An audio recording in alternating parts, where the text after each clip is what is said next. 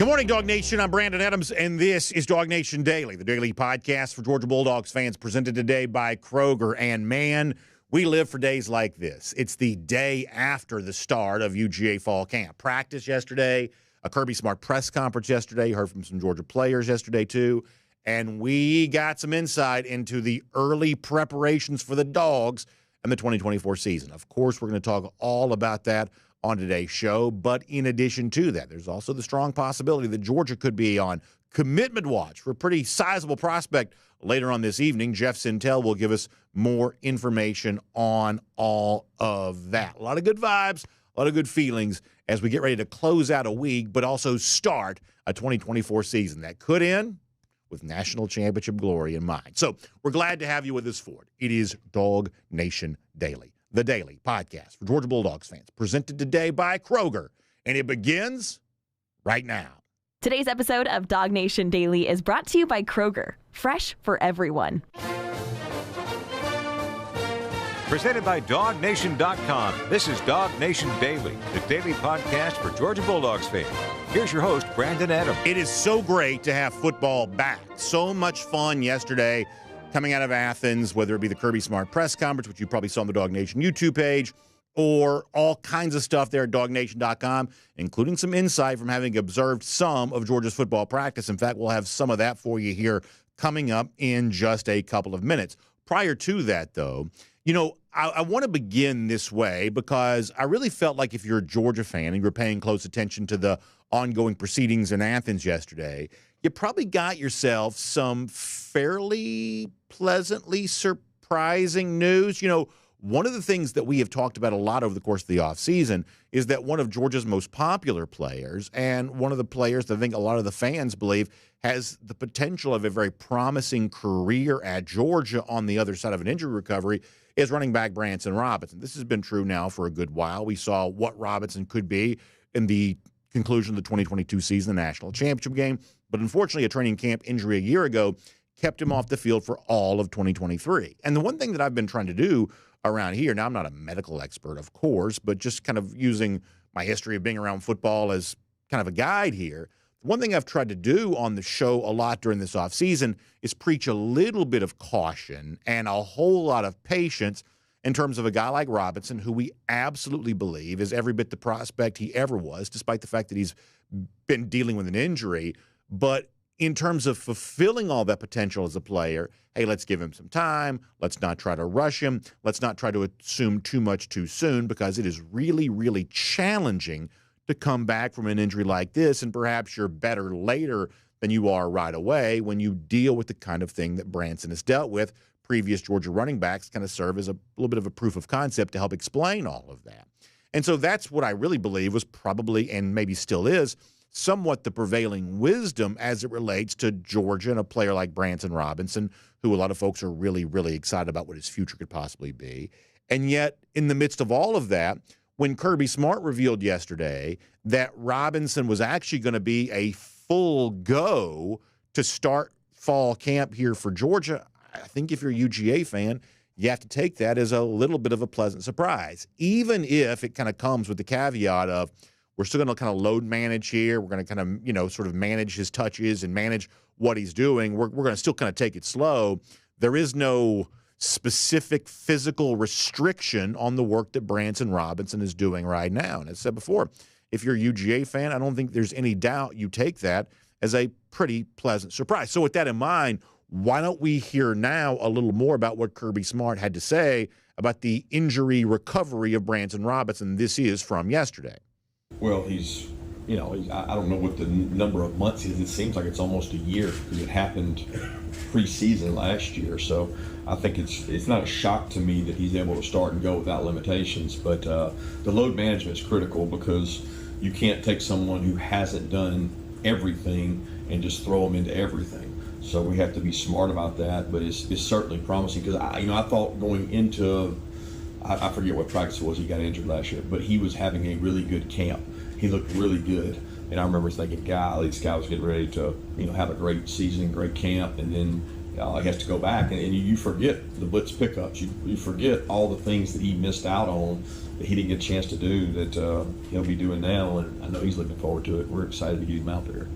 So getting back into the flow of the game is, of course, appropriate, and Kirby Smart explains why that's not necessarily – what's the old line about riding a bicycle? You just basically never forget how to do it. In the case of Kirby Smart, he says, hey, some of these things in terms of blitz pickup and the things you have to know about the running back position, getting acclimated and comfortable with that again is a little bit of a job here. But the overall physical part of this, if you're a Georgia fan, I don't know how you don't take that as some really good news that Branson Robinson is as healthy as Kirby Smart describes him to be right there, even if there is still at least some deliberate pace with which Georgia's going to work him back into all of this, because when healthy, Branson Robinson has a chance to be as dazzling a prospect as maybe exists on the Georgia roster. That is, I think, a really exciting thing, and probably a little bit different than I assumed the prognosis might be for Robinson to begin this season. However, to Robinson's credit, though, while maybe someone like me is a little bit surprised by the positive health update that Kirby gave him yesterday, Branson himself, when he has spoken, has been pretty confident in his own abilities to come back from injury and show the best of himself here this year. I don't know that I fully gave this maybe the full credence that it deserved when Robinson said this back in, I guess, the earlier part of the spring on one of those, I believe it was the Players Lounge, one of those Georgia player podcasts.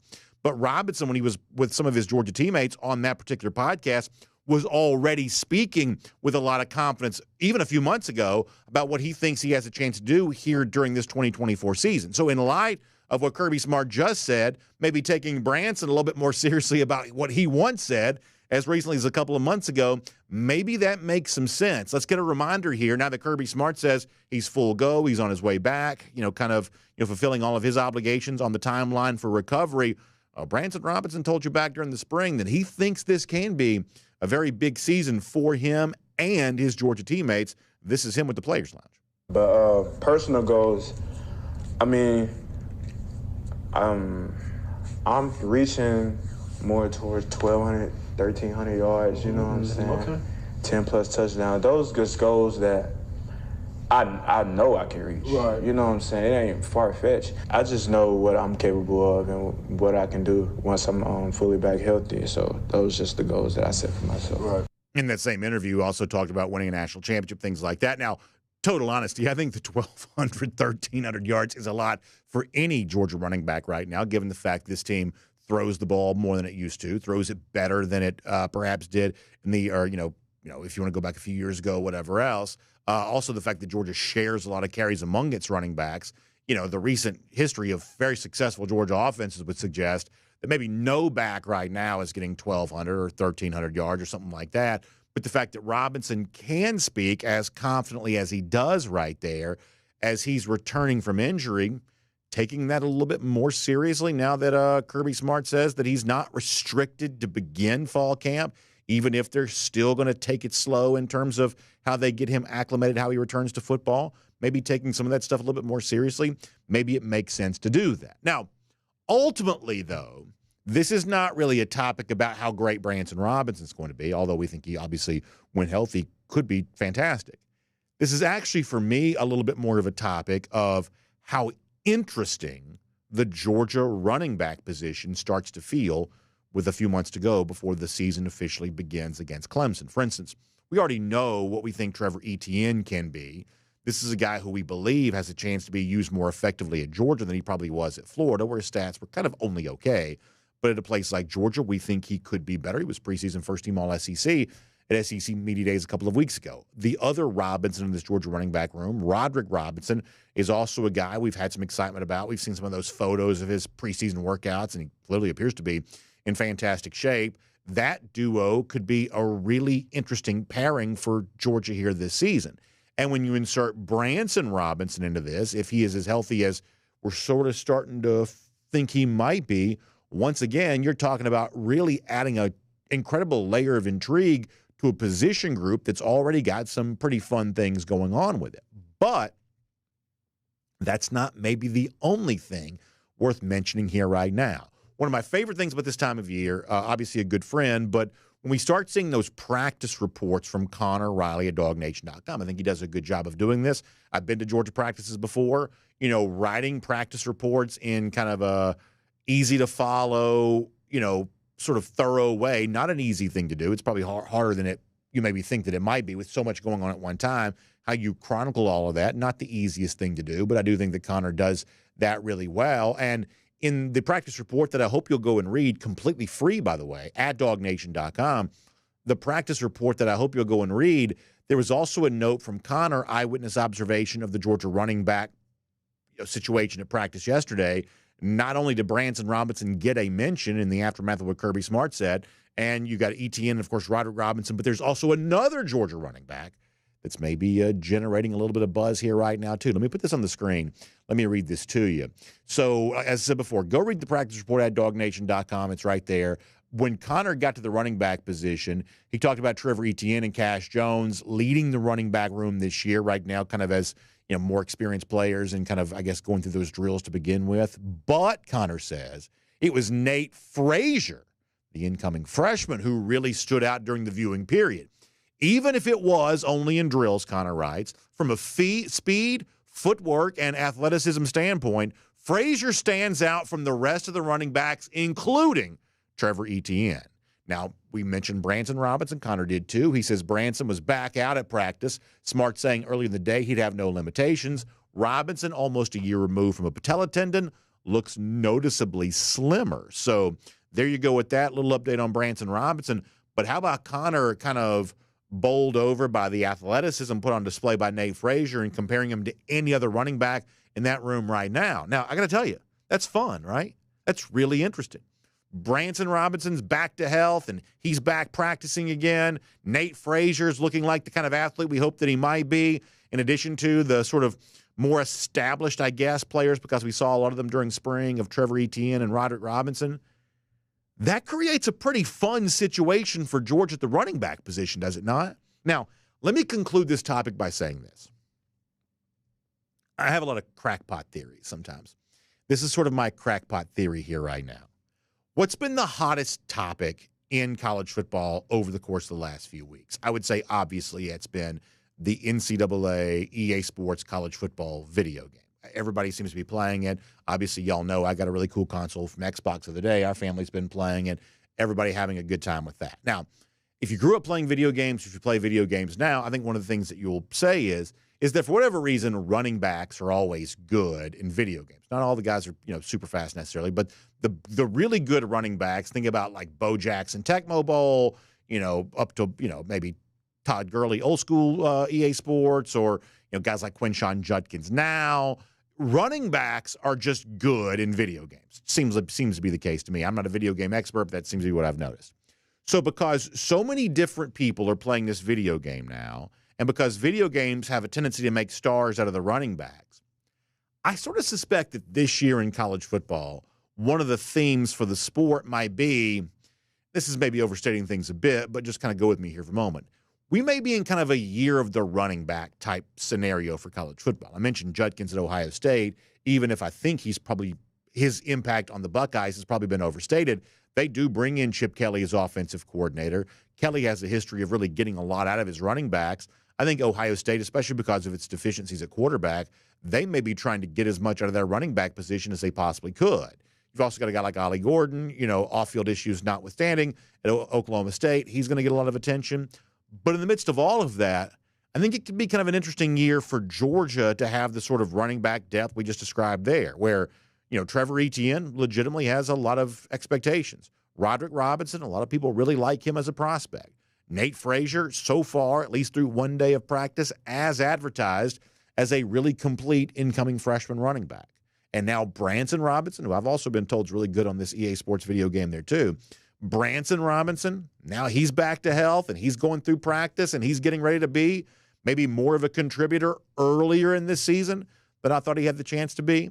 And what might be a really interesting year across the sport for running backs, Georgia also seems to have a really intriguing crop of running backs on its own roster. Dog fans love the idea of being RBU, and this could be another year in which Georgia adds another chapter of that legacy. Some really good, entertaining, interesting running back play, perhaps on display for the Dogs this fall. My name's Brandon Adams, and this is DawgNation Daily, the daily podcast for Georgia Bulldogs fans. We're presented today by Kroger, and we are happy to have you with us, no matter how you get to us, live on video across all platforms, 10 a.m., radio, Athens Sports Radio 960 the Ref, podcast there as well. Just so happy to have you part of the program. Big thanks to our friends at Kroger, by the way, for making it all possible there, too. And I know this week, now my kids haven't quite gone back yet. They have their orientation open house thing today. But a lot of kids have. I've been seeing a lot more of the buses on the roads as I'm driving in the mornings, things like that. So as you're thinking about your own back-to-school experience, Kroger's got you covered on all of that. A-plus savings on all your school supplies. And of course, all your lunch stuff, things like that, too. But if you want that school supplies under $3, 30% savings on all kinds of great back-to-school gear, you got that with your local Kroger. So stop by in-store and do your shopping, or online at Kroger.com for a lot more on that. That's Kroger.com for a lot more on that. So happy to have Kroger as a part of our program here today. Let me also give a couple of other shouts out to you here real quick. As practice starts, we get rolling. You know we're also inching closer to the start of the season. That means DawgNation Invasion, our big tailgate in downtown Atlanta before the Georgia game against Clemson. So if you haven't been to DawgNation.com/tailgate to secure your tickets for our big tailgate event, now is the time to do that. We're kind of running out of those spots to guarantee a T-shirt. I know it's the first 250 to sign up that do guarantee access to one of those DawgNation, gift packs that also includes the DawgNation Invasion T-shirt. And it's going to be a really cool one, especially themed around this tailgate. Obviously, it's the noon start, which means an early tailgate. We're breakfast themed with the mimosas and the Bloody Marys and all the breakfast-style foods. It's going to be an incredible experience, and we want you to be a part of that. DawgNation.com/tailgate to secure your tickets, just steps from Mercedes-Benz Stadium. Can't wait to see you there for that. Now, in addition to that, as you know, our friends at Discover Dunwoody have also created a really fun VIP experience around all this there as well. You can actually stay right here in the Dunwoody area. That's where we broadcast from each and every day. The night before the game, travel over to downtown Atlanta via luxury motor coach the day of the game. Bus parks you right there by the tailgate. You hop off. You enjoy that. You go to the game. Then you get back on the bus and go back over here to the Dunwoody area to be brought back, so you don't have to worry about parking. You don't have to worry about driving. All of it incredibly nice and convenient. Wonderful hotel option there on that. Our friends at Discover Dunwoody have taken care of us on that, too. So if you want to book the tremendous VIP experience from our friends at Discover Dunwoody, I need you to go to atlsportstrips.com, and you can get in there and secure that. I know some folks did this yesterday. It's a one-night stay at the Hyatt Place right there in Perimeter Center. Wonderful place, very, very convenient to get to. As I said before, we'll take you to the game and back in the luxury motor coach. And, of course, you get those tickets to the DawgNation Invasion tailgate there as well, including that DawgNation Invasion T-shirt. So go to atlsportstrips.com to book your VIP experience with our friends at Discover Dunwoody before our big DawgNation Invasion tailgate. That's going to be an outstanding time. All right. We're going to also have an outstanding time here coming up in a moment. Jeff Sentell going to talk some UGA recruiting with him. There's a strong possibility that Georgia could be on commitment watch later on today for a prospect we've talked plenty about. So we'll get all of that with Jeff here coming up in just a moment. Prior to that, though, let's go around the doghouse, presented today by our friends at Zagoria Law. And I want to get into something else that happened with Georgia at practice yesterday. With the kickoff of fall camp, obviously Kirby Smart spoke very clearly and articulately that Ra Thomas is no longer a part of the Georgia football team. This is what we sort of expected to go down. We said this the other day, is the fact that, listen, I don't like the idea of kicking guys off the team. I'm going to be really slow in doing something like that. But this just sort of feels like too much of the same kind of thing for Thomas, at least based on the allegations. And from that standpoint, probably the only decision that could be made.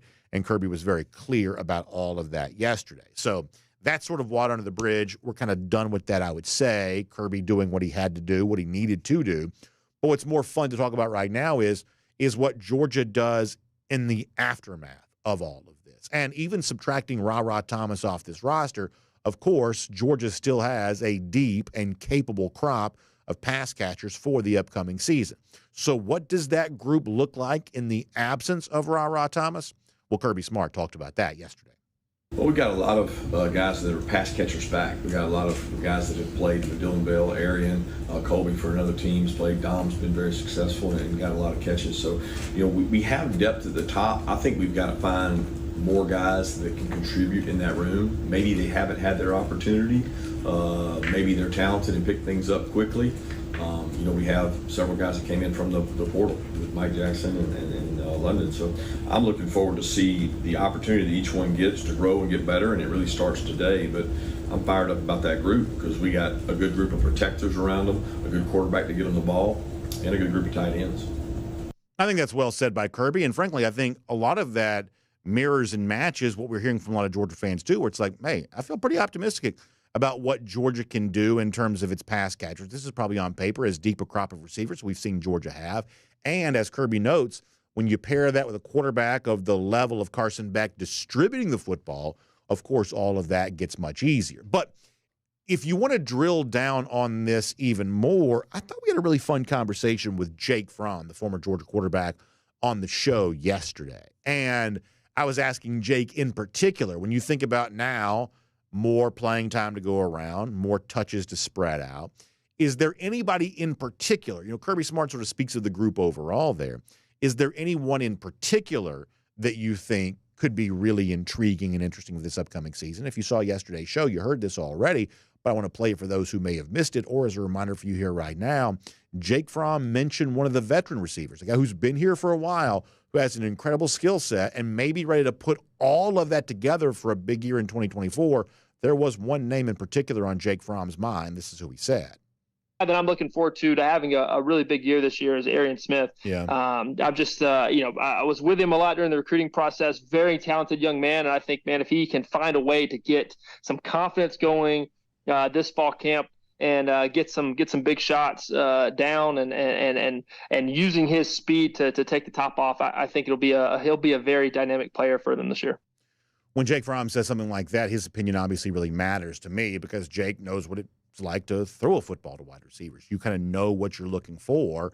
And obviously Jake, I would imagine, likes the idea that Arian Smith can just separate himself from defensive backs. It makes it an easier throw for the quarterback. And, of course, quarterback's going to be attracted to that. Now, there's also something that Jake says there that I think is pretty important, which is, I mentioned this to Jake yesterday. Go back to like the Peach Bowl at the end of the 2022 season.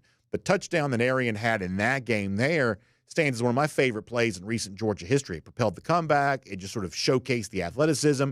It's the kind of thing you sort of would have been on guard for Ohio State doing against Georgia, and yet Georgia was able to do that against Ohio State, sort of turning the tables in the process.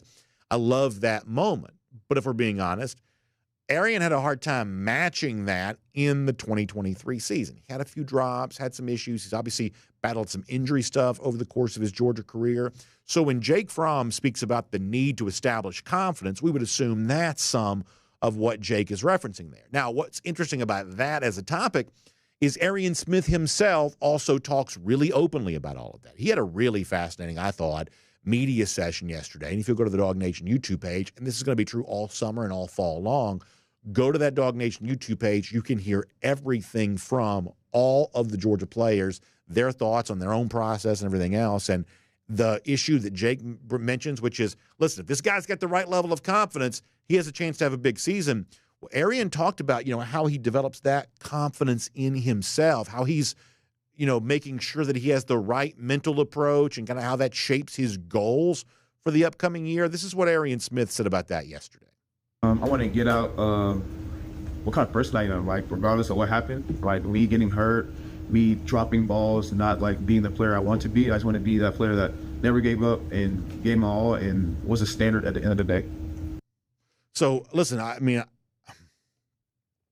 just like that from Arian. I like that belief that he wants to learn about himself. He wants to push himself. He wants to, not worry about, whatever, issues he's had in the past. And, I'm obviously not a sports psychologist. That's not what I do. But if you think about it, I do think there's a way to kind of reframe some of this if you're Arian. In other words, a couple times last year, he kind of got behind the defense, had a ball thrown to him, and when it was thrown to him, he didn't catch it. Now, that can make you anxious or nervous, whatever else, or you can sort of view it from the standpoint of, well, the thing that can be coached, maybe how to catch it better, Okay, take care of that. But the part of that can't be coached, and this is why I think guys like Jake Fromm are so interested in Arian Smith, the part that can't be coached, the part that either God gave you this talent or he didn't, you either have it or you don't, that ability to run so well that you just separate from defensive backs, that you get behind the secondary. That is something that Arian Smith has proven to have the ability to do. And as long as he's using his body and his skill set and his talent to get open, of course you want to keep trying to find a way to get him the football, because one catch from a guy like Arian deep down the field, you look at his average yards per catch, things like that, one catch from a home run hitter like this just has the potential of changing the entire fortunes of a game, no matter which game you're talking about. And, as I said before, whether it be Ohio State in 2022 or the Tennessee game in 2022, there have been a lot of moments when Arian Smith, when he's been healthy, has proven capable of doing that. Because as Kirby Smart explained yesterday, the fact is, even though we might believe there's more that Arian could accomplish, there's a level of potential that hasn't quite yet fully been reached. As Smart explained yesterday, even on the basis of what Arian already has done, Kirby believes he's had a successful UGA career even up until now. This is Kirby Smart.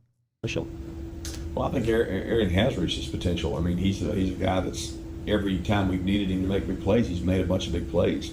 I don't think a lot of the health, he can control that. That's not, there's some things you can control, some things you can't. Most of the injuries he's have occurred by circumstance or collisions.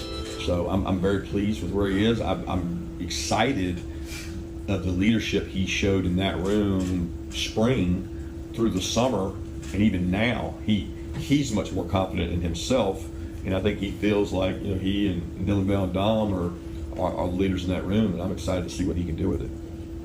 I'm excited as well, and it sounds like Jake Fromm is, and most Georgia fans are too. This is a pretty compelling group of Georgia wide receivers. Now, will all of these guys match their top-end projections? Of course not. It never quite works out that way. But could there be enough to create an incredibly potent Georgia offense? We certainly believe that is true, and that is Around the Doghouse. And it's presented today by our friends at Zagoria Law. Now, I am so happy to have Zagoria Law as a part of what we're doing here at DawgNation Daily, and I'll tell you why. I'm a big believer in having a niche in life, having a thing that you do that either nobody else does or you do it better than anybody else does. It's kind of like the whole idea around, DawgNation Daily. We talk about Georgia football, and we do it each and every day. That's what we're all about. We're not talking about everything that could be talked about. We're talking about one thing, and we're trying our best to do it well. Well, that's what Zagoria Law is all about there, too. They're the only law firm in Georgia that's specializing in something that you may have had personal experience with, or you may know someone's dealt with this. You certainly see plenty of news reports about this kind of thing right now.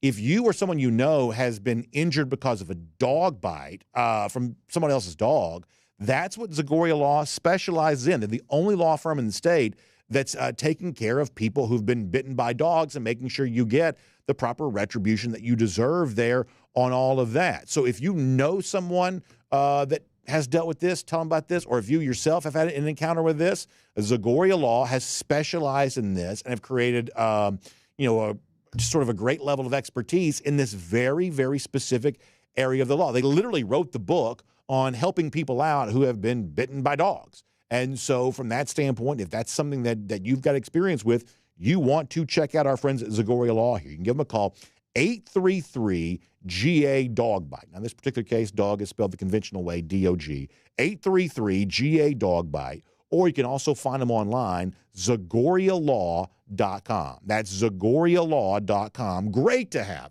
Zagoria Law a part of Around the Doghouse here today. All right, it's also great to have Jeff Sentell here, too. A lot to do as it relates to UGA recruiting, including a prospect we have talked plenty about getting ready to make a commitment decision. Is this good news for the Dogs, the DAWGS version of the Dogs? We'll find out from Jeff Sentell right now on DawgNation Daily, presented by Kroger. From Athens and across the SEC or wherever the recruiting trail may lead, here's a DawgNation.com insider. Say hello to Jeff Sentell. Jeff had a very interesting experience yesterday, checking in with one of the top prospects in the entire, not just the state, but the country. So I'm sure we'll get to that here coming up in just a little bit. But prior to that, one of my favorite phrases of all when it comes to our typical conversation, commitment watch. Georgia indeed could be on commitment watch later on this evening. Juan Gaston from Westlake High School is a name we have talked about plenty, and he's getting ready to make his decision. Now, I think a lot of Georgia fans, Jeff, have been pretty confident as we move closer to this, but there's also a big push from other programs here too. I know Tennessee wants to be a factor in all of this as well. So here we are just a few hours ahead of the Juan Gaston decision. What can you tell us about where things stand with Juan Gaston right now? Yeah, guys, good morning, everybody. Brandon, good morning, sir. I hope you're doing well. Gaston's going to make his decision at 7 p.m. tonight. I want folks to kind of think about here's one thing that sticks in my mind. Juan told me, I don't know, a couple months ago maybe. I asked him, that video there kind of speaks for itself. I asked him, I said, what's the reason Georgia has your attention? And he said that Stacey Searles in the offensive line room has told him that Georgia's going to lose maybe 4, 5, 6 OLs. That's true off the 2024 team. And he said, there's a chance I could come in and maybe start at a place like Georgia. And when he said that, his eyes lit up. So with Juan, I think it's a matter of he wants to win. And Brandon, let me just peel back the layers here a little bit. Juan is a delightful kid to be around simply because he is an offensive lineman in his purest form. What I mean by that is he's not up for the visits. He only needed 4. He only needed to take his officials. He's like most offensive linemen throughout history. They're only going to move as much at practice, as much as their coaches tell them to. He is a guy that when it's time to go, he is full go. But then when it's not, he's resting and conserving his energy for maulings to come down the road. Oregon was a dream school. We all know Dan Lanning. We all know that Nike Night checkbook right now. I think Georgia remains well positioned there to be a strong contender to the end there for Juan Gaston Jr. I mean, we're watching this video for those who are on video, and I mean, he obviously looks a lot like a Georgia offensive lineman, right? I mean, we've just gotten so used to these UGA linemen that are capable of blocking out the sun. I mean, obviously, the sheer size for Gaston there. I mean, there's no doubt that this is resembling the kind of body type we've come to expect from whether it's Stacey Searles or Matt Luke before that, or certainly Sam Pittman before that. Clearly bringing that Georgia size to the equation right there. Yeah, I think Georgia still, Kirby Smart believes in physics. He believes in very large humans. And, that's what you're going to get with Juan. Juan, he has the feet of a basketball player, literally, because his father was a standout basketball player during the 90s, a generation ago, in the 2000s, excuse me. But like Juan Gaston, who doesn't remember his father at Georgia Tech, playing on some of those really great Georgia Tech teams there. And so the athleticism is there. Juan has been a guy that Georgia has prioritized. That's always important. Brendan, one of the things you said right there, I want to take you to a conversation I had recently with Jackson Cantwell. Mm-hmm. Jackson is the number 1 offensive tackle in the country for 2026. I mean, he is literally the epitome of a Georgia prototype guy. His parents are 2 Olympians. He's 6'8", almost 6'7", plus about 310 pounds. And he tells me it's always odd when he goes to the Georgia offensive line room because he goes to a lot of other big schools, Missouri, Alabama, Oregon, Texas A&M, Nebraska, Oklahoma. And he's like the biggest guy there. And when he goes to Georgia, he says it's a little bit shocking because there's like 3 or 4 guys that are taller than him. And he's like, I don't know if that's a good thing or a bad thing because there's so many guys bigger than me. But it shows him that Searles can develop guys of his size, and it shows him that Georgia definitely has a taste for an offensive lineman, and that's definitely Juan Gaston would be another example of that, Brandon. I think they want to get him down Georgia if they do sign him. He's about 6'7.5". He's probably 355 in that video that the folks got to see there. And the goal for Georgia is to do what they've done with Daniel Calhoun. And to do with Nair Daniels. Daniel Calhoun was running with the 2s, it looked like yesterday at first day of practice. And Daniel has not only reshaped his body where he's changed the weight around, but he's dropped like 30, 40 pounds. And you can expect Georgia to do the same thing there with Juan if they get him in the program. No, I think that's exactly right. We saw another story play out with recruiting this week. And this is one of those deals where, a lot of our audience is pretty plugged into the topic of UGA recruiting all the time. So, I think they'd already kind of made peace with this. It probably resonates a little bit more with those who don't follow recruiting quite as closely. But longtime Georgia commit Jaden Perlotti flipped from Georgia to USC. I guess, Jeff, I'll leave it open-ended. Tell me your thoughts here on Perlotti now officially exiting the Georgia class after it sort of seemed like that's the direction the arrow is pointing for quite some time. Yeah, I'd say, Brandon, we've used that term silent decommitment for about 3 months with JD Perlotti on Hedges, on Before the Hedges on Wednesday night. I would say the shock value, I kind of wrote about it a little bit online on DawgNation.com, but for your audience, I'll come up with a new little bit here. It's about as shocking as it would be you making a joke about the Gators during one of your programs.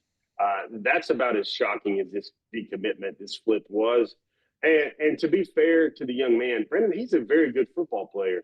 But the thing is, he committed to Georgia in December of 2022, Brandon. That was before they signed 5-star Raylan Wilson. That's before Georgia signed 4-star, who plays like a 5-star CJ Allen. Before they signed 5-star Chris Cole. Before they signed 5-star Justin Williams. And before they got a commitment from 5-star Zayden Walker in his own class. And then Perlotti, and maybe the last thing I can say here, while he was a 5-star when he committed to Georgia before that gold rush of linebackers for Glenn Schumann, his ranking has dipped a little bit. I think he's great in coverage. Buford used him well in coverage last year. He's physical. He's athletic. He's right around a number 165 overall prospect now. And say this, I bet he will improve the tackling ability of Lincoln Riley's defense, though. It's interesting. You mentioned Riley. You know, you see this. Georgia flips Dominic Kelly, the 2026 defensive back. Obviously, we'll talk more about Justice Terry in a moment. He's been a part of this. You know, a lot of back-and-forth battles involving, you know, what looks like Kirby Smart, Lincoln Riley, certainly Georgia and USC. We've had some fun with that. It just sort of seems like the kind of storyline that you can easily conjure up here. Like, from your perspective, what do you make of the fact that, you know, a school 3,000 miles from Athens has been mentioned so frequently in the same breath with various recruiting battles as Georgia? I'm talking about the Dogs and USC here. But I got a theory on this one, and I don't think it's half-baked. I think it's PR. I think maybe it's a little bit is that if Georgia's recruiting them, then USC needs to be recruiting those guys because Georgia can identify and evaluate great talent. Maybe that's a starter kit to build a great, maybe championship level in the Big Ten or maybe the Pac-12 a while back defense. But I really think it's another thing. I think it's PR, Brandon. I think it's if you take a player away from Georgia, if you target and win battles for players that Georgia is going after, let's face it, this could be a different school's program right here. And this fact would still resonate and hold true. Georgia is on the top of the mountain in college football. I see so many recruiting battles, so many edits these days on social media, Brandon, where it says over Georgia with a bunch of schools. And man, I make it my day's work and my life's work to be as plugged in as I can. A lot of these edits on social media, I would call it when it says over Georgia in several cases, especially here lately, that over Georgia type target, that type saying right there, I would dub that some fake news.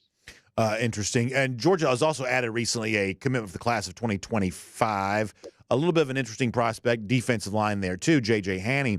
I believe I'm pronouncing that name correctly. You know, we know the ties to Germany, lived out in California. A little bit of those kind of taking a flyer on it type situation here where Georgia sees the talent and what he could be with more development. What else can you add to this of what seems to be a pretty creative evaluation here for Georgia? Interesting. That's the way I would describe it. And this would be Travion Scott having a master class here in defensive tackle development. Henny is part of PPI, which is a program that connects international players with athleticism and ability, but maybe not football experience to major college football. The guy that runs that program, Brandon Collier, is a very good dude. I've known him for a while. He was really instrumental in Georgia when they were going after Hero Canoe a couple of cycles ago when Hero chose Ohio State. But this JJ kid's very interesting. His older brother was part of the program first, and his older brother kept telling Collier, hey, my brother, you got to check him out. He's legit. He's a dude. The thing here, Brandon, is he's only been playing football for like 2 years. This fall will be his second year.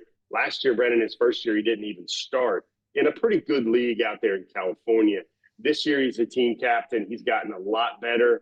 The training wheels are coming off, but this is the stuff here about JJ, Brandon. The traits are all there, man. It is indescribable how well he can get off the ball, how he can move at 6'5" plus, 282, 286 pounds. It looks like a Georgia guy. He just might need about a year of marination. Scott's room.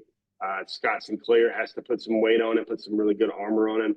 But I'm going to tell you, Brandon, this young man, be very mindful when Georgia takes a 3-star defensive lineman, because when they do, that young man has first or second round traits. And I really feel like JJ has those as well. Of course, another defensive lineman that's on the mind of Georgia fans pretty regularly here as we think about the 2025 class, that's Justice Terry. He had a chance to be down in Manchester, spending some time with Terry yesterday. This is about as big as it gets for Georgia in this particular class. How did you find Mr. Terry after getting a chance to spend some more time with him? Doggy, I tell you what, Brandon, it was wet bulb season down there in Manchester yesterday, man. It was like you were sitting there watching the sweat roll off of guys. It looked like a 90s rap video, man. There was so much sweat going on. It looked like an old Nelly video. But I'm gonna tell you, look at this film, look at this great stuff right here. Look at the slow-mo here by my man Cody. But Brandon, you're gonna notice a little bit less of Justice Terry than we saw last year. He wants to play around 260, 265 after being close to 290 a year ago. He just feels like he moves better. He feels like he plays better. The big news that came out of that is, while there had been some, I'm going to use a Brandonism here, some online chatter about Terry maybe not going the distance, not going as far to the early signing period in December. Well, he told me that the marathon is on. Actually, maybe there's more online chatter now about Elijah Griffin going early, so it feels like these two have flip-flopped a little bit. But Terry still says a lot of great things about Georgia. He used the word home in an answer, Brandon. I know you always like to see that in recruiting stories, or the word family.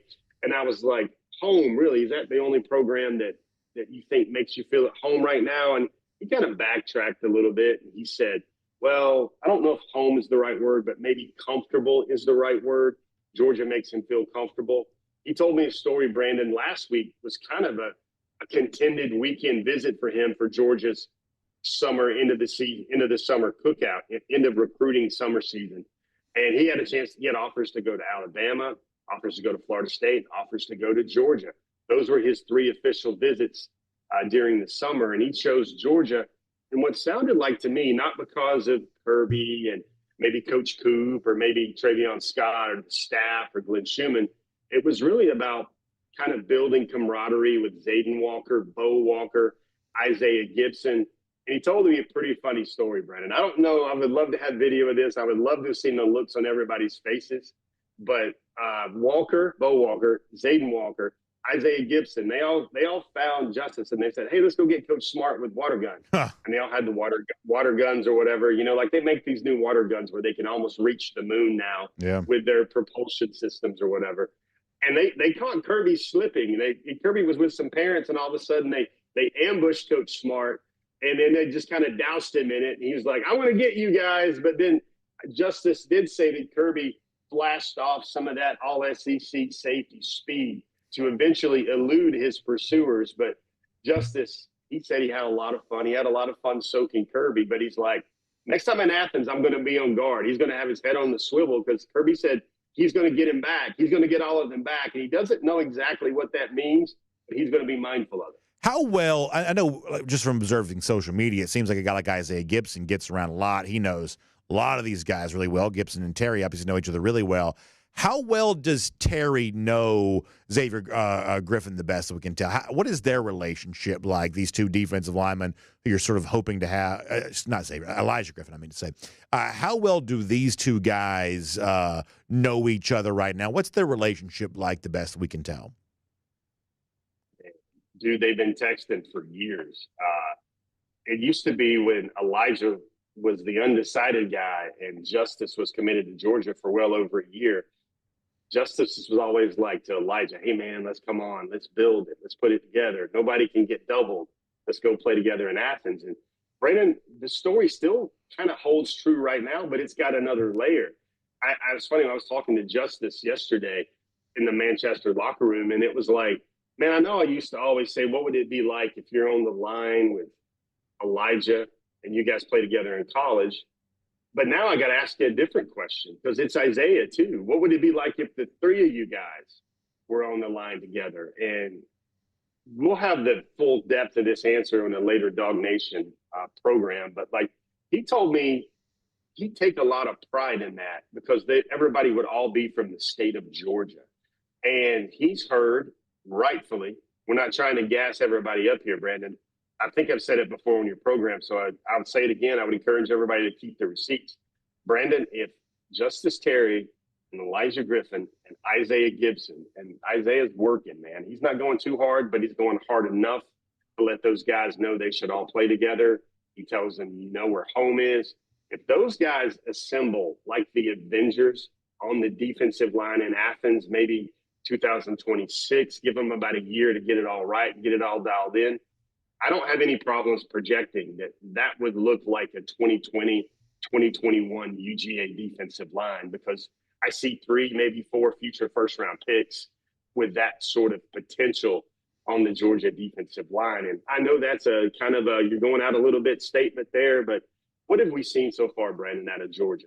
They take players that look like this and move like this, or maybe don't even look like this, or move like this to the extremes that Terry, Griffin, and Gibson will, and they make them first rounders. They make them day 1 or day 2 picks. And you add in what Georgia would have with Joseph Jonah-Ajonye, you add in what Georgia would have with Nasir Johnson, Nnamdi Oboko, Justin Green, Jordan Big Baby Hall. I mean, the list goes on and on about what Georgia would be assembling on the defensive front. When you can look at Georgia's top 10 players and point out maybe 3 or 4 defensive linemen, that's really what Georgia is, and I think it's what it will continue to be after the 2025 class gets signed. All right, one final thing very quickly here, Jeff. If I force you to only name one, when you think about the incoming freshmen, guys you've covered as recruits, who's the most interesting incoming freshman for you for this fall camp here for Georgia, and extra points if it's one of the ones we haven't maybe mentioned quite as prominently? But if I force you to name one, who would it be? I'm going to go off the board. Everybody would expect me to say Ellis or KJ, but everybody can say that. Everybody might even expect me to say Nate Frazier because he's already turned it on, and I'm really impressed with that young man. Every interaction I had with him, I was like, this guy's going to be golden in Athens. But I want to kind of I want to put it in the crock pot a little bit with this take, Brandon, and let it marinate, let it stew over the course of maybe a year or so. But I really like what Georgia's going to have there in Chris Cole.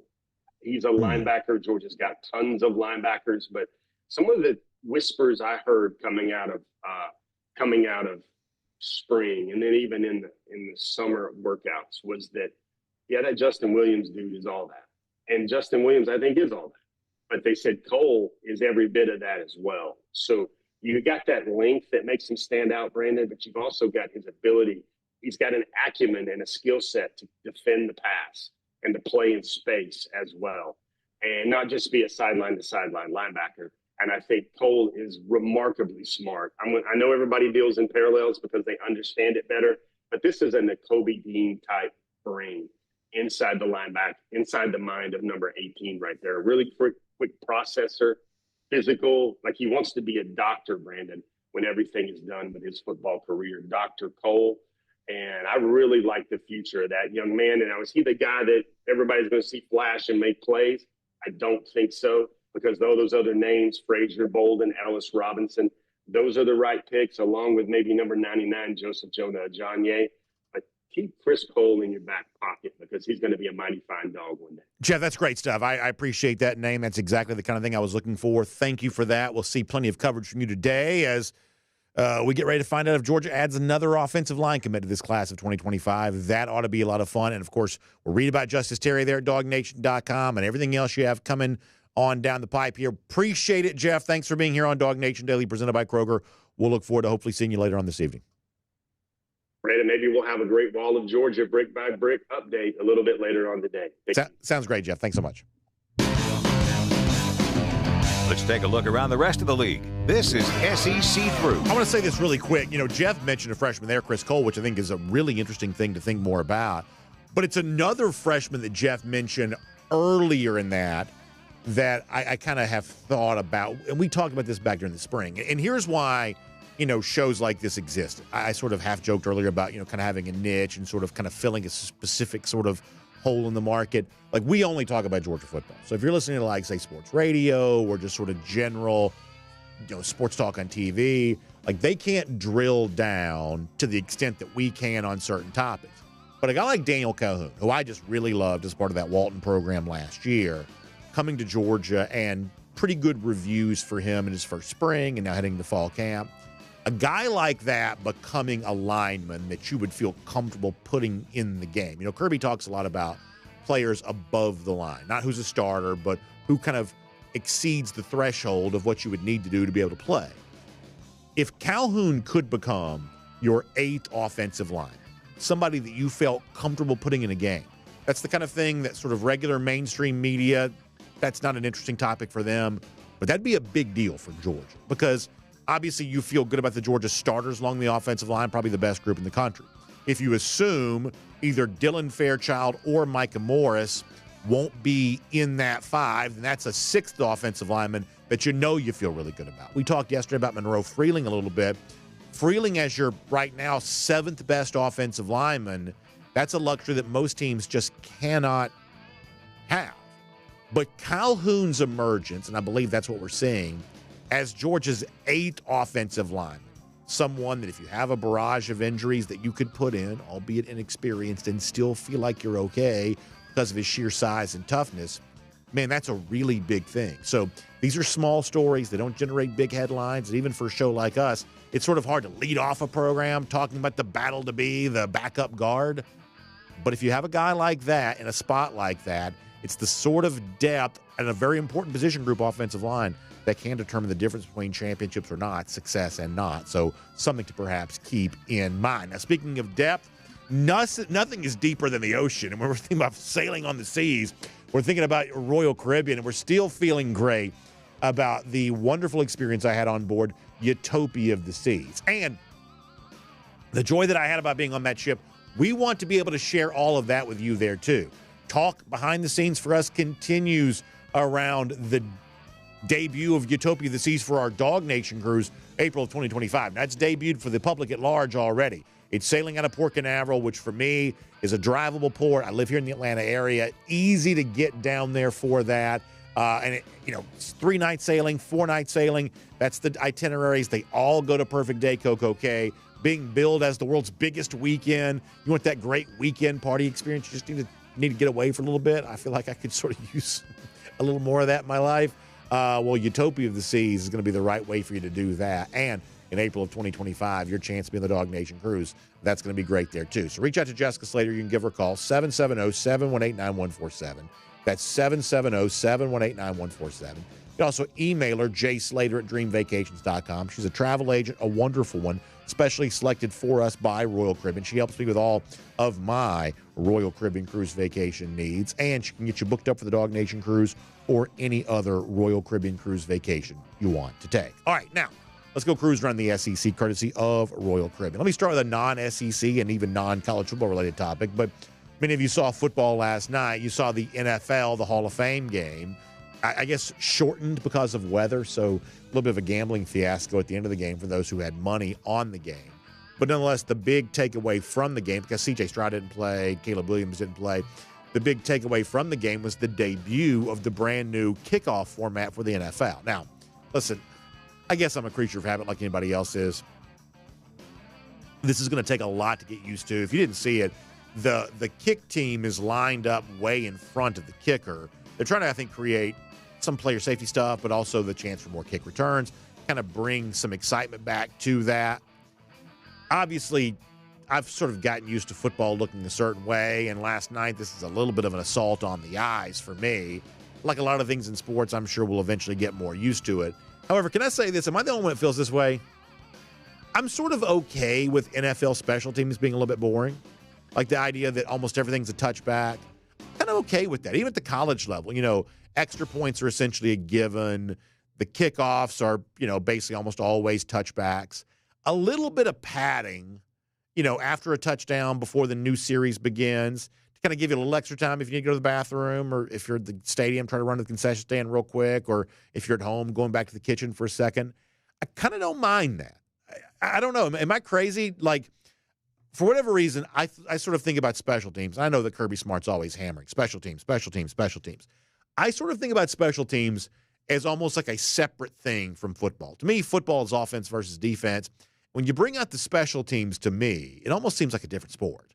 And so I don't know. In a roundabout way, I'm sort of okay with special teams playing a lesser role in football overall than it kind of does now. That if we're going away from some of that, I'm not really quite so sure that's necessarily all that bad of a thing. I think the worst part of the new NFL rule is, and we've seen this coming in the NFL for a while, that onside kicks are essentially no longer a part of the sport. You don't see any onside recoveries almost ever. And now you've got to declare the intention to onside, and this is going to get really sort of weird.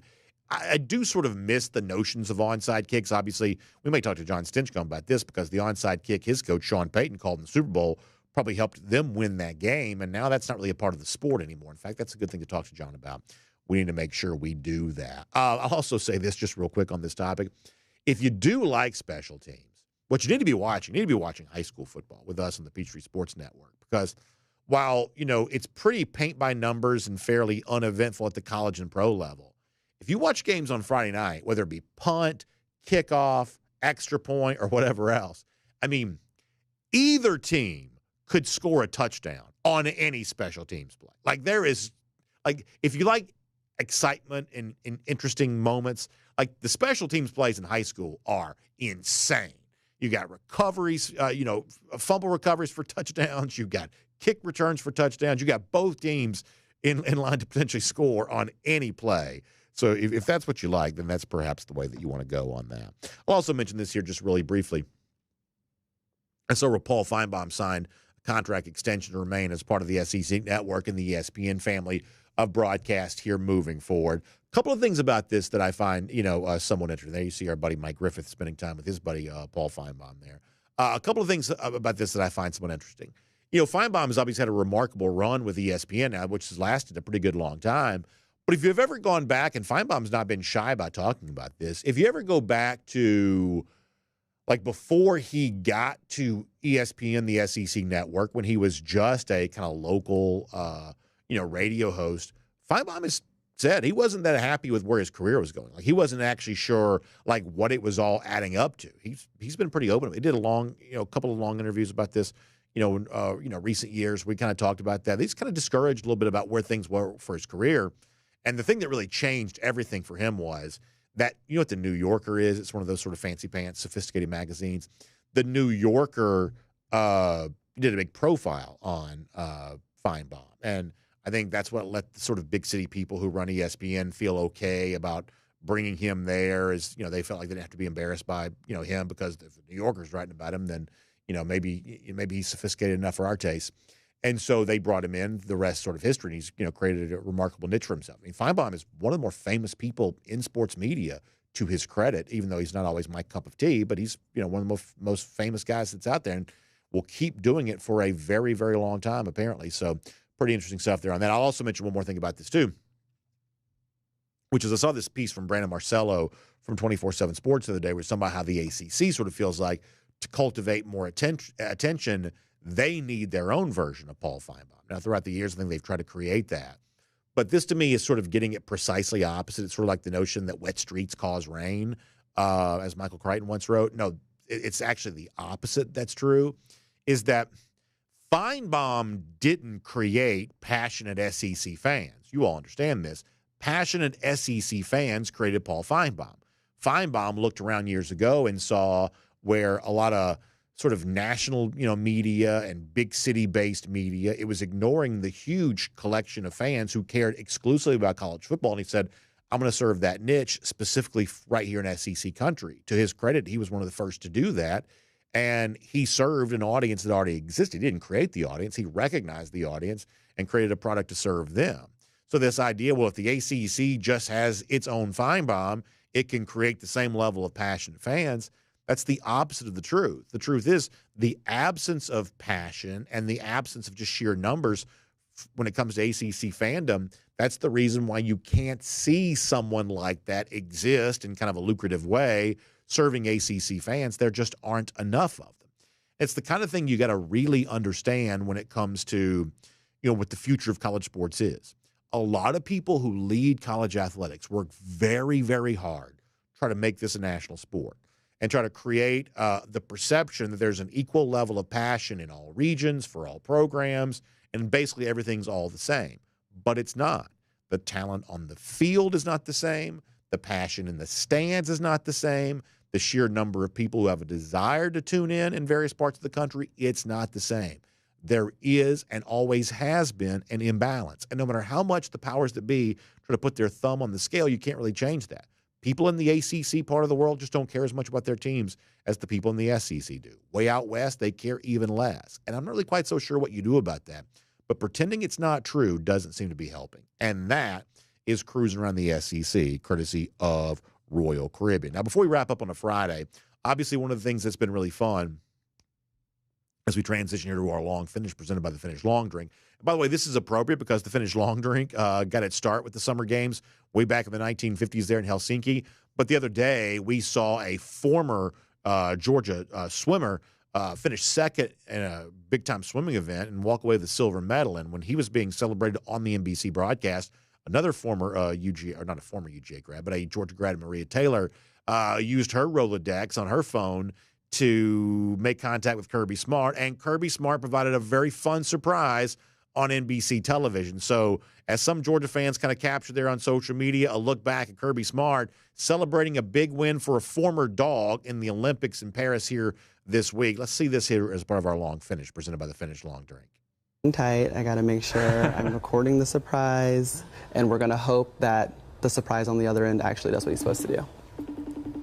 You ready? Maria! What's goody? I have a surprise for you. Uh-oh. Hey! How's it going? Go Dogs! Go Dogs! Silver medalist. We're so pumped. Thank you. Wow, this is very cool. Thanks so much. You can hold it. You can hold it. He just wanted to say congratulations. I was a breaststroker back in high school. I was pumped, man. Oh, yeah? Well, I'm happy to continue on that legacy then, the Georgia breaststroke legacy. So, first of all, who knew that Kirby Smart had a swimming background? Maybe everybody did. I did not. That's kind of neat to know, I guess. Kirby's also really good at this kind of stuff, too. Do you remember the other day, Isaiah Gibson was doing the thing. It's like, who's the most famous person you have in your phone? And he said Kirby Smart. And he said, FaceTime him right now. And he did. And Kirby answered. Here you got Maria Taylor. Now, this seems like it was set up a little bit. Nick Fink, by the way, is the swimmer's name. It seems like this was a little bit of a setup, but still, Kirby Smart answers the FaceTime call. Very warm and personable there on NBC. Kind of a free commercial there. Kind of nice to have, I guess, a UGA grad as a part of the Olympics broadcast. And Kirby Smart doing a good job celebrating, talking about Jack Bowerly and all that kind of stuff. I like the fact that Kirby's a sports fan. He seems to understand sports. I don't know the first thing about swimming. He probably knows way more about that than I do, given the fact he has a background in it.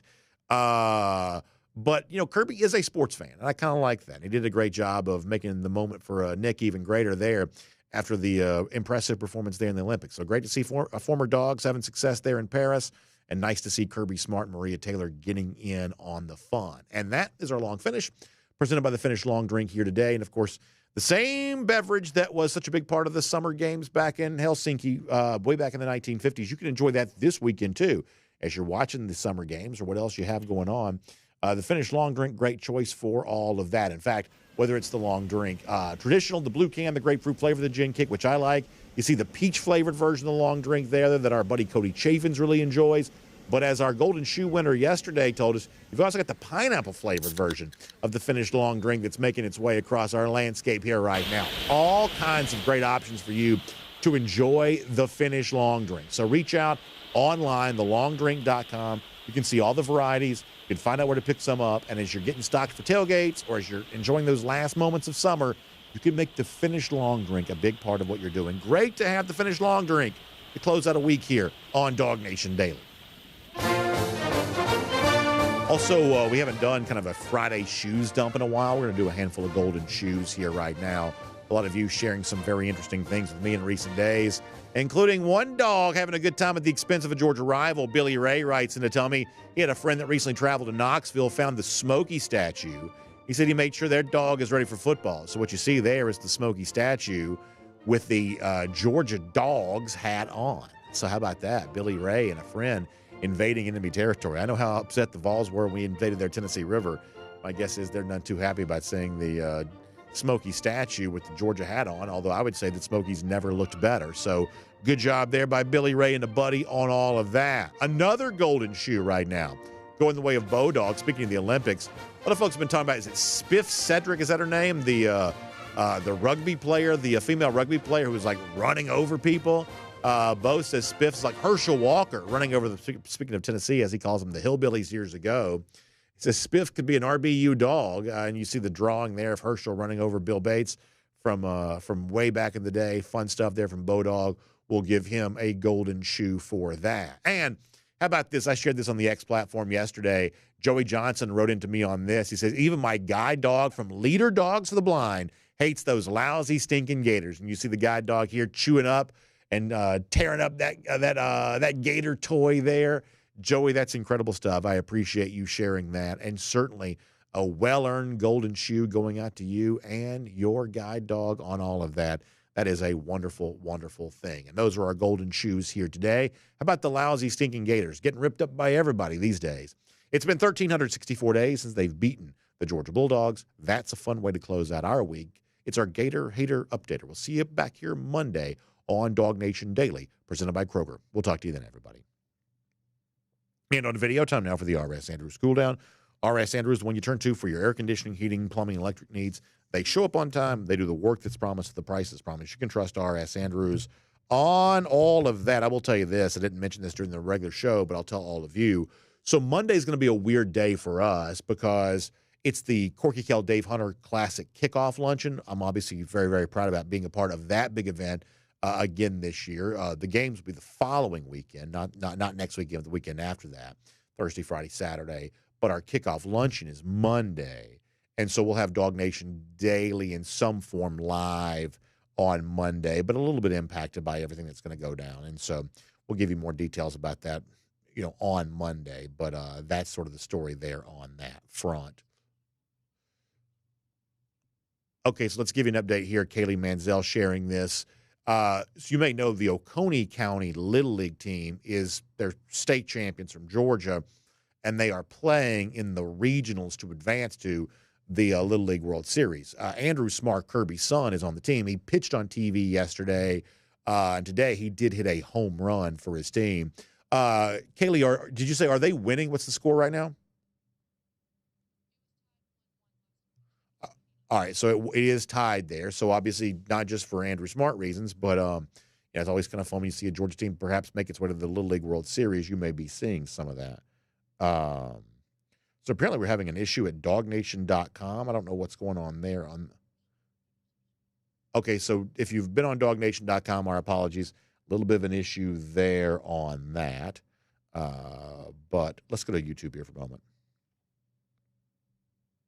Foster Moss says the last luncheon show we had an issue with the Wi-Fi. That wasn't last year, though, was it? That was like 2 years ago. Is that right? That wasn't last year, was it? Now, there was 1 year we had to do that there. Man, it was so hot. Oh, my gosh, it was so hot. But I don't think that was last year, was it? I think that was a little while ago. But that did definitely happen at one point in time. Let's see what else. Jonathan Aaron says, I said nothing is deeper than the sea. He says, you mean for your hate for Florida, is it? No, listen, that goes all the way to the bottom. I can promise you that. Paul Moon says he just moved to Athens. Paul, that's awesome to hear. Exciting stuff there. Listen, a move is one of the most challenging things you'll ever do. I've only got so many moves in me in life, without getting into too many details here. I've only got so many moves in me. At a certain point in time, I'm just sort of stuck where I am because I don't want to move anymore. Let's see what else.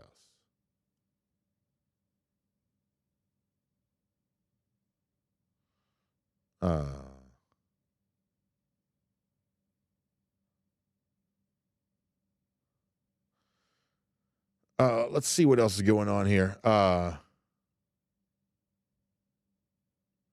the YouTube side of things.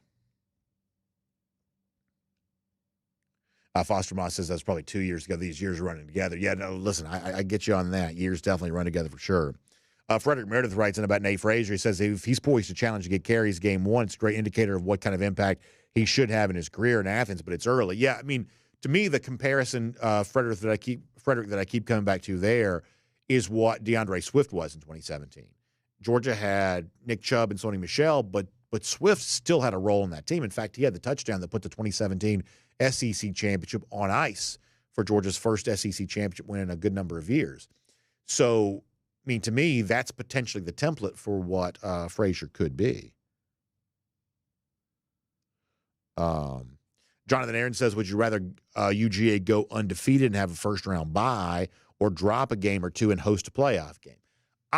This is a difficult question to answer because, I mean, obviously, I don't like the idea of Georgia losing any game, so I'd never want that. But I do believe if you are a team that could be the 4 or could be the 5, I mean, I think teams want to host playoff games. And one of the reasons why I think we can assume that's true is because the Notre Dame athletic director, who's since retired, but he was on the committee that established this playoff format, and he oversaw a system in which Notre Dame is not eligible to be one of the top 4 seeds. You understand this? I know we're all getting used to this new format here, but the top 4 seeds are only available to the 4 highest-ranked conference champions. So a team like Notre Dame could be number 1 in the country. They can't be a top 4 seed in the playoff because they're not currently in a conference. So if the Notre Dame athletic director, assuming, he has Notre Dame's best interest in mind, is on this committee and creates this format and agrees to a format that at least theoretically penalizes Notre Dame, I think it gives you an idea how valuable teams view the potential of hosting these playoff games. So as you talk about further playoff expansion and what's going to come in the future, I do believe you'll see more games played locally in home team stadiums, a little bit like you see in the NFL. I just think that's what there's going to be more of, because that's what I think the appetite is for. So this year, if Georgia's like the 5 seed hosting a playoff game, I guess in a roundabout way, that sort of means something has gone wrong. But broadly speaking, for college football overall, I think there's more excitement about getting the home playoff game than there is about getting the bye, because most of these home teams are going to be fairly sizable favorites in those games anyway. Let's see especially because if you're the 5, you're probably playing like the 12, which is probably a group of 5 team. Now, if you're, there's obviously there are going to be matchups in there. They're going to be a little bit more toss-up-y, but if you're the 5, you're probably playing a group of 5 team, at least quite likely. DMAR42 says, imagine like Florida State or Notre Dame or Ohio State coming in between the hedges for a playoff atmosphere to be electric. I think it would too. I mean, I think this is one of those new things in the sport where I do think we ought to be pretty excited about this. And I know up in Big Ten country, they're also excited about the idea that, they will host these playoff games in kind of a cold weather environment. Because for the most part, college football is not a cold weather sport. We end our season in November, and then once you get to the late part of the year, everything is either in a dome or in a kind of a warm weather locale, if you think about bowl games. Like, college football is just not really a cold weather sport. There's occasionally a cold game, but for the most part, cold weather is not a huge factor for our sport. But with playoff games now taking place in December, that's going to change. There's going to be a lot more of that moving forward. And Lance D also kind of brings that up too. Hunter Lacey says having to stay perfect all year to get to the playoffs is what made college football special. If I wanted to watch a team be mediocre and still get rewarded and go to the playoffs, I'd watch the NFL. Hunter, I do get where you're coming from on that we've obviously all, I think, had the belief that the college football season is the regular season that's mattered the most. But I don't agree with the viewpoint that more teams taking losses is going to make the sport less interesting. Let me try to explain why. I think that the sport, as we've kind of understood it, has sort of, fetishized a little bit the idea of having a 0 in the loss column. That somehow just because you're undefeated, that means you're better than somebody that may have sustained a loss. Well, that's only true if both those teams played the exact same schedule, and obviously no team ever does play the exact same schedule as somebody else. For instance, like Florida State goes undefeated in the regular season playing an ACC schedule.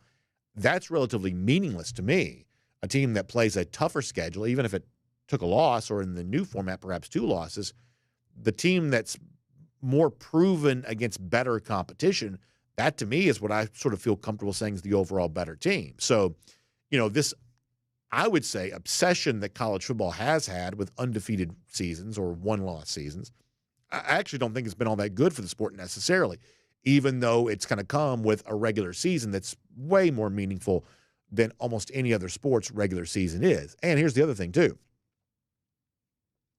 We sort of picture Georgia now being at the top of the sport, just kind of biding its time and waiting for the playoff. But for a lot of years, Georgia was really good, but not quite like number one in the country. Like think about 2012, think about 2007, think about 2005, think about 2018. Think about some of these Georgia teams that were right there around, like, say, the number 5, number 6 team in America. How much more interesting would those seasons have been with a 12-team playoff? That's the thing I really want to embrace here, is that in a year in which Georgia already on paper is probably the best team, well, that would be true in a 12-team playoff. It may be true in a 14 playoff. It would likely be true with the BCS. That if you're the best team, you would likely emerge, at least on paper the best team, you would likely emerge no matter what the format is. But when you're a team that maybe suffers a hard luck loss or maybe had a bad day, but you still feel overall like you are a capable team, like some of the Georgia teams that I just mentioned, how much more entertaining would those seasons have been if there had been a 12-team playoff in place? That's what I'm excited about. Is I think that while some regular season games may feel like they have a lesser meaning and a lesser value, I believe a lot more regular season games are going to be far more impactful than they used to be. And that to me seems like a fair trade-off. And as Kaylee points out, it's also 2 extra weeks of the sport overall, which is a pretty good thing there too. I think that's absolutely right. All right, let's go to Facebook here for a moment. We'll get some comments. And it seems like we've had some folks migrate to Facebook from DawgNation.com because of the issue we were having there on the site. So I apologize for that. And here on Facebook, just for a moment, a few comments before we get ready to wrap up for today.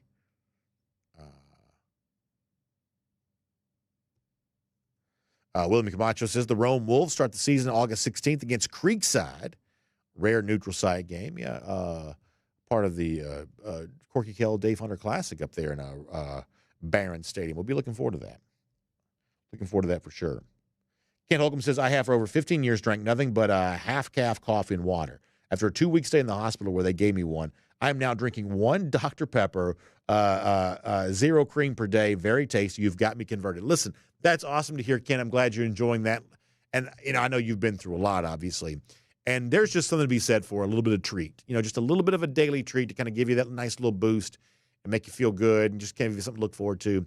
There's a lot to be said for that. So, Kent, I'm thankful that you follow my lead on Dr. Pepper, certainly, but also just thankful that you're finding something that you're enjoying there to give you a little comfort as you go through some challenges. So, absolutely, that is a great thing. Jerry Popham on the subject of more playoff expansion to like 16 teams and beyond. Yeah, I mean, look, the march in sports is always towards more. We understand that. And I do believe that there could be a time in which the playoff expands to a point where now it's kind of a net negative. If the NCAA basketball tournament expanded beyond what it is now, I think most of us would say, I'm not really quite so sure that's necessarily a good thing, but I could tolerate 16 teams being in a playoff. I don't want 32, but I could tolerate 16. I think that 16 is probably better than 8. I think that 16 may be the perfect number. If they eventually get to 16, that may be the perfect number. I think that 12 is okay. 16 may be the perfect number overall. I think if you only have 8, given the proclivities of some of the powers that be in the sport, I think you leave the door open for too much chicanery. Remember, the more teams in your playoff, the less power overall the committee has, which I think is probably a pretty good thing. Once you get to 32, it becomes a little bit random if you ever, up to about years from now, if you ever to get there. But we'll see. Bill Sanders says he disagrees wholeheartedly. I don't deny there's a lot of room for disagreement when it comes to the proper playoff format, no doubt. By the way, our good friend Faraday, who is a big part of our Dog Nation team, she's in our Facebook comment section. She just welcomed in a new addition to her family, and she's on her way back to work. That's awesome, Faraday. I'm glad to see you in there and can't wait to see you back here around Dog Nation again on Monday. If you ever see we do our Dog Nation, a lot of times we'll do the pictures from our Dog Nation invasion on the Tennessee River last year. Faraday was a big part of that, and you see her on the pictures in there. So can't wait to welcome Faraday back as she's had some great time with family here as of late. Johnny Prescott says, nice topic earlier today on Arian Smith. Kind of easy for a fan to write a kid off, but he's got a winning attitude. Hope he has a great season. Yeah, I do. I think the entire thing at the Dog Nation YouTube page with Arian Smith from yesterday, it's worth going back and seeing and checking that out because I definitely think he's got a good perspective ahead of the upcoming season. I definitely do. Wayne Kirkland says the 7 through 12 teams will get rolled every year. I 100% do not agree with that. 100% don't agree with that. Because, as I said before, the top-seeded teams are going to be conference champions. And if Wayne, if you and I met today and we said, over the course of the next 15 years of an expanded playoff, I'll give you all the conference champions, you give me all the at-large teams. I believe over the course of a 10, 15-year period, I'll have way more national champions in my group than you'll have in yours. Your seeding is going to be based on your record, but your overall record is actually not that good of a predictor of how good of a team you actually are. Because, I mean, in 2018, Georgia went and lost at LSU, played a bad game that day. But how many teams in America do you think were better than Georgia in 2018? I would say not very many. Certainly there weren't 4 better than Georgia, as Kirk Herbstreit made a big point of arguing on TV. The loss, for me, was fairly meaningless in terms of, and then the close loss to Alabama in the SEC championship, those losses were fairly meaningless in terms of actually evaluating what Georgia was, because most teams in America aren't playing Bama neutral, LSU road. That's just not what most teams are doing. So I would 100% disagree that the 7, 8, 9, 10, 11, 12 seeds are going to be the teams that are getting beaten up. What's going to actually happen is that the sort of paper champion from the Big 12, the ACC, the teams that sort of get in by virtue of we're trying to give everybody a turn and make it fair for everybody, those are the teams in a true expanded playoff that are going to get rolled the most. And my number one reason in being in favor of a 12-team playoff, the biggest knock on the 14 playoff was that those 2 national semifinal games, way too many of those games were blowouts. That's the biggest knock. You can go back and see all kinds of people complaining about that. Well, I would say the reason why the playoff semifinal games were typically bad is because the people that picked the opponents to play in those games were bad at doing the picking. So to me, the best thing about the 12-team playoff is because of the fact that you have to earn your way into the semifinals by winning more games, you're actually going to have a lot more competitive and compelling semifinal matchups because now the teams that are in those semifinals will have earned their way there and not just picked to be in there. It's not just a beauty contest anymore. It's an actual meritocracy. And I think that's going to be good for the sport overall. Randy Hall says to send Kent Holcomb one of those coconut heads. That's really funny. Really funny. All right, let's see what else.